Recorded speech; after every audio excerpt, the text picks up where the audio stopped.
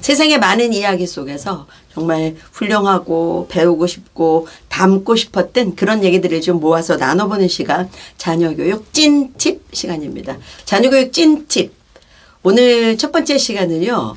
엄마 스스로를 좀 돌아보는 시간을 함께 가져보려고 합니다. 제가 잘 아는 대표에게 그 톡을 한 통 받았어요. 살펴보니까 이제 5살, 7살 두 아이를 키우는 남성 대표인데요. 아이의 편지를 사진을 촬영해서 저한테 보내줬더라고요. 아직 한글을 다 배우지 못해서 맞춤법이 틀려요. 뭐 삐뚤 빼뚤 그건 기본이고 뭐 자음 모음이 엉망으로 섞여 있는데 아이 아주 따뜻한 엄마에 대한 사랑이 좀 묻어나는 그런 편지였습니다. 편지를 보다가 마음이 정말 제 느낌 그대로 짠하고 뭉클해지고 웃음도 나고 마음이 좀 몽글몽글해졌습니다. 편지 내용에 중간에 이런 게 있었어요. 나는 엄마를 너무너무 사랑해서 나중에 엄마가 할머니가 되면 엄마를 내가 잘 보살펴 줄 거고 그리고 엄마가 죽으면 나도 죽을 거야 라고 편지가 마무리되어 있었습니다. 어떻게 느끼세요? 엄마가 죽으면 나도 죽을 거야. 뭐 아주 비장한 각오로 보면 아이가 이런 말을 하다니라고 그렇게 봐야 하나요? 저는 그 문장에 담긴 사랑이 너무나 따뜻하고 너무나 진실되고 너무나 그냥 가슴에 확 들어와서 순간 눈물이 그냥 탁 날 것 같았습니다.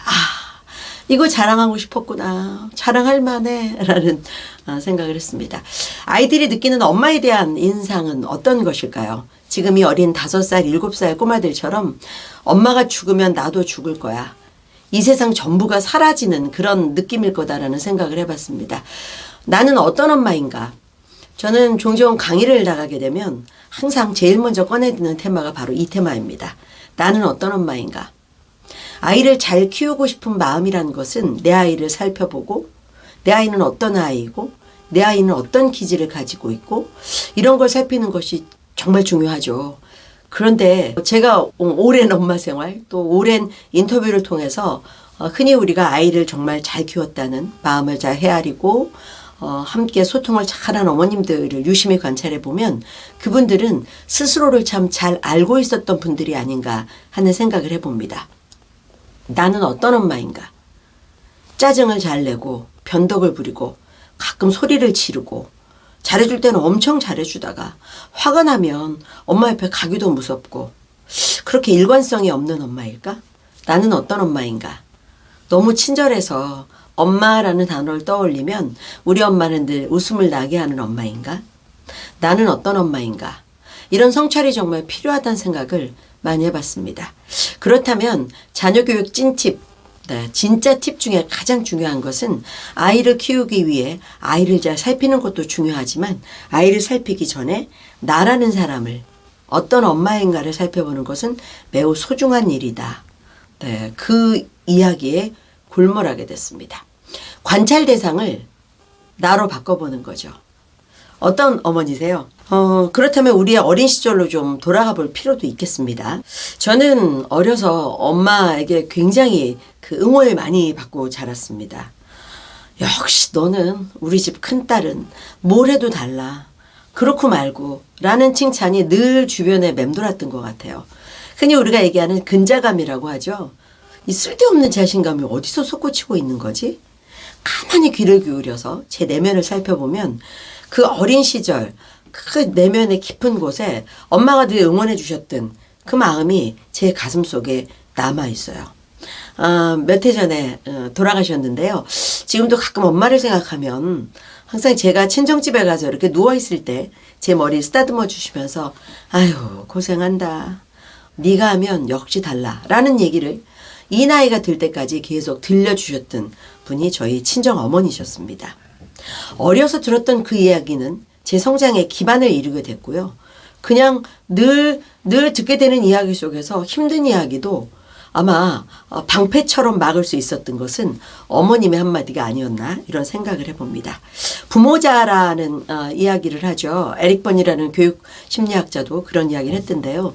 부모가 우리에게 처음 심어주는 이 자아가 인격을 이루는데 가장 중요한 역할을 한다라고 저는 이해를 했습니다.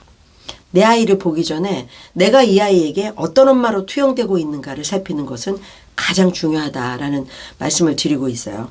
저는 굉장히 열정적이고 매사에 긍정적이고 이 한번 무너지면 도전 정신이 굉장히 강한 엄마입니다. 물론 저도 단점이 굉장히 많죠. 그 많은 단점들이 튀어나올 때 단점에 주저앉기보다 아니야, 할 수 있어 라는 긍정적인 생각이 저를 더 누르는 거죠. 그래서 정말 대책 없이 일도 벌려보고요. 많은 친구들이 왜 꼭 그렇게 유난하게 살아? 유발나게 살아? 라는 얘기를 들을 만큼 겁없이 많은 도전도 해왔던 것 같습니다. 덜컥하고 겁이 날 때 물론 있죠. 그럴 때마다 저의 두려움을 잠재운 것은 긍정적인 사고였습니다. 그러니 나는 어떤 엄마인가를 얘기할 때 저는 항상 긍정으로 누군가를 북돋워 줄 수 있는 그런 정도의 기질은 내가 가지고 있겠다. 아이를 키울 때 저의 긍정적인 이 마음이 굉장히 많이 발현이 됐습니다. 나는 어떤 엄마인가, 소심하고 두렵고 우울감이 많고 겁이 많고 이렇다면 아이와 대화나 어떤 것을 아이가 해본다고 했을 때 자신도 모르는 사이에 나의 기질이 우선적으로 아이에게 방어적으로 표현이 될 수 있겠다. 아이가 시험을 끝내고 돌아왔어요. 얼마 동안 굉장히 오래 공부했고 힘들었겠죠. 경쟁 속에서 더 잘 보고 싶고 가서 못 봐야지 이렇게 시험을 보러 가는 아이는 없을 거예요. 우리도 어떤 일을 할 때 못해야지 이러진 않잖아요. 그렇다면 잘하겠다는 그 마음과 두려움도 있었을 거고요. 걱정도 있었겠죠. 공부를 아무리 안 했어도 그래도 또 좀 잘하면 좋지 않을까?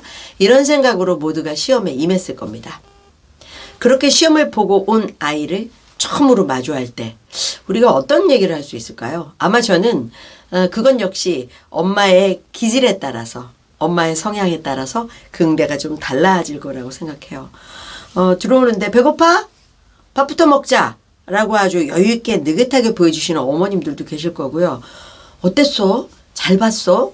자, 제가 말하는 이 단어의 이 포인트는 잘 봤어? 어땠어? 라는 건 약간 불안감을 조장하듯이 아이에게 엄마의 걱정을 전달해 주는 것 같은 느낌 안 드세요?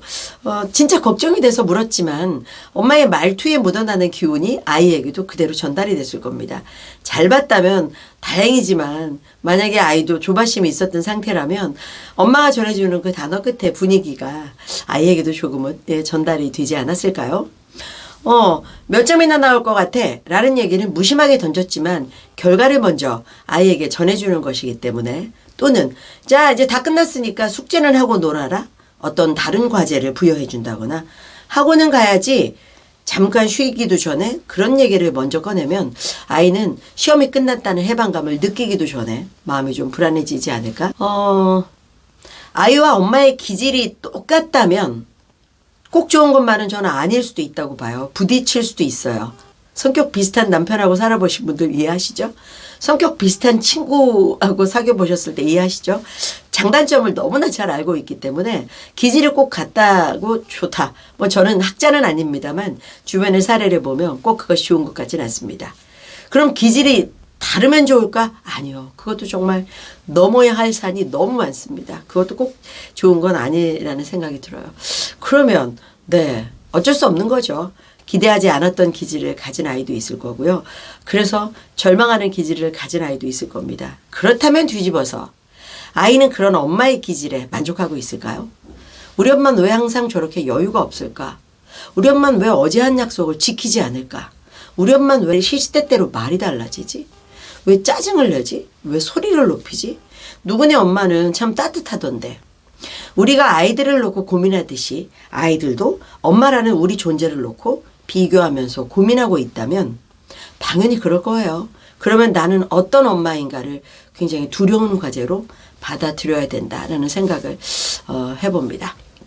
아이들이 경시회 대회를 종종 나가거나 학교에서 큰 시험을 두고 있을 때 저 따라간 적이 있었어요. 몇 번 따라가서 아는 엄마들 만나면 즐겁게 수다도 떨고 어땠어? 오랜만이니까 너무 반갑죠. 이런저런 얘기를 하면서 그 시간을 보내다가 시험이 다 끝나고 나온 아이를 마주할 때가 있습니다. 제가 그래 봤더니요. 아이의 감정선에 제 감정이 도달하지 못하더라고요. 시험을 오랜 시간 동안 어렵게 보고 나온 아이의 얼굴을 마주할 때 밖에서 제가 오랜만에 만난 엄마들하고 반갑게 얘기했다면 제 목소리는 하이톤으로 올라가 있을 거예요. 근데 시험 끝나고 나오는 아이를 딱 보면서 고생했어 라고 주는 말과 저는 아주 한껏 기분이 고무돼 있으니까요. 지쳐서 나오는 아이의 그 마음의 눈높이가 맞을 것인가를 고민해 봤습니다. 그래서 그 후로는 제가 정말 읽기 싫은 책이나 꼭 풀어야 될 어려운 과제를 머리에 담고 시험장에 갑니다. 아이가 시험 볼 동안 저는 그 어려운 책을 읽거나 고민해야 될 과제에 대해서 한참 고민을 합니다. 그러면 제 마음도 시험을 마주하고 있는 아이와 똑같은 상태가 되는 것 같아요. 그래서 시험을 보고 나오는 아이를 마주했을 때 나오자마자 제가 줄 수 있는 얘기가 고생했어도 고생했어와 다른 생각을 많이 했던 제 마음대로 고생했어 라는 톤의 얘기가 나갈 때 아이하고 감정의 눈높이가 맞춰진다. 이런 경험을 제가 해봤던 것 같습니다. 부모는 어떤 사람으로 비춰지는가를 오늘 말씀을 드렸고요. 나는 어떤 엄마인가를 먼저 파악해 보시라고 말씀드렸습니다. 나를 먼저 보시고요. 내 안에 있는 상처가 혹시 있는가? 그 상처 때문에 나는 아이에게 어떤 강요를 한 것은 아닌가? 나를 아주 어린 시절부터 한 번쯤 생각해 보시는 건 어떠실까요? 깊은 나의 내면 세계로 한번 들어가 보는 거죠. 아주 어린 시절에 나는 어떠했는가? 어떤 얘기를 듣고 자랐고 내 성격은 어땠지? 사물을 바라보는 태도는 어땠지? 그 모든 것들이 아이를 키우는 양육 태도에 굉장히 밀접한 관계를 갖고 있거든요. 제가 방송 PD라는 직업의 이점으로 정말 많은 무수한 분들을 인터뷰를 했는데요. 그 중에 그 아이를 정말 잘 키우셔서 미국에서 그 어려운 과정을 개인적인 고난사를 다 딛고 자녀 셋을 잘 키우셔서 책을 내신 분을 인터뷰를 한 적이 있습니다. 미국에서 몇십억의 장학금을 받았고 좋은 대학을 갔고 그래서 그것도 물론 존경할 만한 그분의 결실이었지만 그것보다 더 제가 그분을 진심으로 마음으로 존경해서 반절을 하듯이 인사를 한 적이 있어요. 공부를 제일 하기 싫어했고 안 했다는 그 막내 아들. 이분은 긍정적인 마인드로 아이들에게 모든 걸 응원하고 격려해 주는 것이 가장 중요하다라고 저한테 말씀을 주셨던 분인데요. 정말 공부를 제일 안 해서 누나들에 비해서 성취가 가장 느렸던 그 막내 아들을 위해서 있는 돈 다 끌어모아서 가고 싶다는 캠프를 보내준 적이 있었대요. 공부가 안 된다면 너는 또 너의 길이 있겠지 해서 아이를 진짜 응원하고 긍정적으로 지지하셨는데 이 캠프를 다녀와서 이 아들이 참 많이 바뀌었다고 하셨습니다. 끝없이 응원하고 지지해준 덕인 것 같다라고 말씀을 하셨는데 이 아들이 성년이 되고 우리가 흔히 얘기하는 좋은 성취를 해서 아주 좋은 직장에 들어가게 됩니다. 그리고는 지역신문에 인터뷰 기사가 나왔는데 인터뷰 기사 첫머리가 제 가슴에 울림을 주었습니다. 그 첫머리 때문에 제가 이 어머니를 진짜 존경하게 됐어요. 인터뷰 첫머리에 이렇게 돼 있었어요. 내가 가장 힘들고 외로울 때 그녀가 내 곁을 지켰다. 이제는 내 차례다. 저는 정말 소름 끼쳤습니다. 내가 가장 힘들고 외롭고 성적과 싸움하고 아이들과 학교에서 왕따 당하고 힘들고 외로울 때 그녀가 나를 들볶았다. 왜 너는 이래서 안 돼? 그녀가 나에게 짜증과 잔소리를 한 바가지 부었다. 내가 가장 힘들고 외로울 때 우리 엄마가 나를 더 힘들게 했다. 우리 엄마는 내 마음을 알아주지 못했다. 가장 믿어줄 거라고 생각한 엄마가 오히려 나를 의심하거나 오히려 나를 채근하고 나를 채찍질했다. 더 힘들었다. 이렇게 나를 기억하면 어떡하지? 정말 공포감이 밀려왔어요. 가장 힘들고 외로울 때 가장 고마웠다고 생각할 수 있는 대상이 엄마라면 그랬다면 이분은 자녀 교육의 끝판왕 아니신가요? 내가 어려울 때 공부를 도와주었다거나 좋은 학교를 가게 정보를 가져와 주었다거나 이런 것들은 엄마 아니어도 해줄 수 있는 사람이 무궁무진하다고 저는 생각합니다. 좋은 일은 엄마가 아니어도 나눌 곳이 너무 많다고 생각해요. 아이 스스로도요. 그러나 내 아이가 가장 힘들고 외로울 때 가장 힘이 되어줄 수 있는 곁을 지키는 존재. 그 무수한 사람이 다 손가락질해도 아니라고 말해줄 수 있는 안아줄 수 있는 존재. 그것이 엄마라면 네, 엄마에 대한 정의는 더 이상 필요하지 않을 것 같습니다. 네, 아이를 잘 키우기 위한 자녀교육 찐팁. 나는 어떤 엄마인가? 오늘 첫 회는 나를 돌아보는 시간의 재원으로 마무리하도록 하겠습니다.